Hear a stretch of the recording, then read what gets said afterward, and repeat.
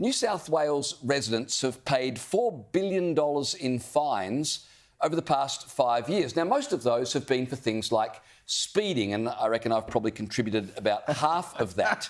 But it's not just... How can you afford that? No way, we are single-handedly propping up this state. Jeez. Caleb gets no credit. He's proudly still, at the age of 25, never had a speeding fine. Matt, it's all you and me. I can't believe that Caleb at 25 hasn't... You're not even trying. No, I just speed in places where I don't get detected, clearly. But I want to know how you two can both afford to punt up $2 billion each. I got to go and ask for a pay rise. God. We're on different contracts I'm on a payment plan with Revenue New South Wales. But let me get back to the point. That's mostly speeding that's filled government coffers, but the state government has raked in more than $4 million, fining people for the most innocuous things that you would be surprised to learn are offences. According to data from New South Wales State Revenue, in the past 5 years, one person has been fined $220 for climbing a tree in a public park. Now, I'm not a big tree climber, but I did not know that was against the law. You've got to be kidding me. 8 people have been fined in the past 5 years, $300 each,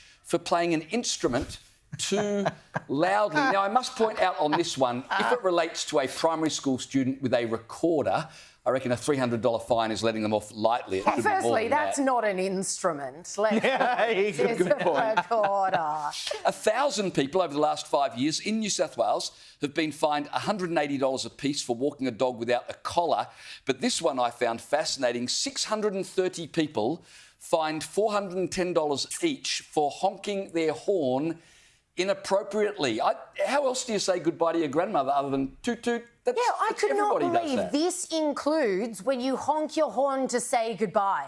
Like, I remember as a kid, that was just standard practice even, and it was a lovely, friendly way to say hi or bye if you're pulling in or leaving, especially in a family our size with mum, dad and 7 kids. So you always knew, oh, mum's here with the groceries or whatever. Like, they're literally ruining everyday, wholesome family stuff that you just do. That horn honking one, the state government raked in $226,000 just from chasing down people for incorrect use of their car horn. And this is what I can't get over. Yes, it is an offence to use your horn inappropriately because it's meant to be a warning device, right? But we all know, like, a little honk to say goodbye, does it hurt anyone? No. Unless you're sitting around at midnight. Like, when I go home, if I decide to sit in the driveway, just, comatose with my head slumped on the horn, waking everyone in the neighbourhood up, sure, I deserve to be wrapped over the knuckles for that. But what copper, or 360 of them, or maybe it's just the one copper who just has it in for horn honkers, what copper's going around going, oh, you just used your horn incorrectly, sir, you're now going to get a $410 fine? And the other one that I cannot get over is 2,300 people have been fined for either leaving their car window down or not locking their car doors.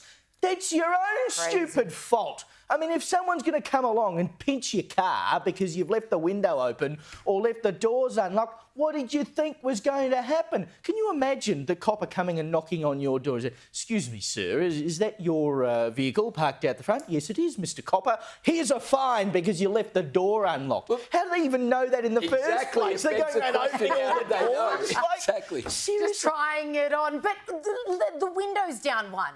I do that in summer just for airflow, so that you're not climbing back into a stifling car that's going to cook you alive. I mean, it's not all the way down, but you'll leave a good crack there, just being like, well, at least the breeze is getting to it in my absence. I had no idea this is actually illegal. Do me a favour. I can understand, antiquated laws still being on the books that just haven't been removed. But the thing that amazed me is that these are being enforced in New South Wales. So it begs the question, Liz, do you think we're being overregulated? And none of it has to do with safety, right? Well, no. Well, maybe having a dog without a collar, but even that's not having a dog just not on a leash. Yeah. It's a dog on a leash without a collar. None of it really relates to actual safety issues. My hypothesis is that we've just got too many public servants trying to justify their jobs. You probably saw this hair-raising headline today. 1 in 5 Aussies employed in the public sector. Are you kidding me? My goodness. I mean, who would have thought that the situation was that bad? People are now calling on the government, which will never do this, obviously, for their own Department of Government Efficiency, which is a new Trump idea, which has got Elon Musk and Vivek Ramaswamy heading up, now saying we need an Australian one. If 1 in 5 Aussies is employed by the government, that's far too many.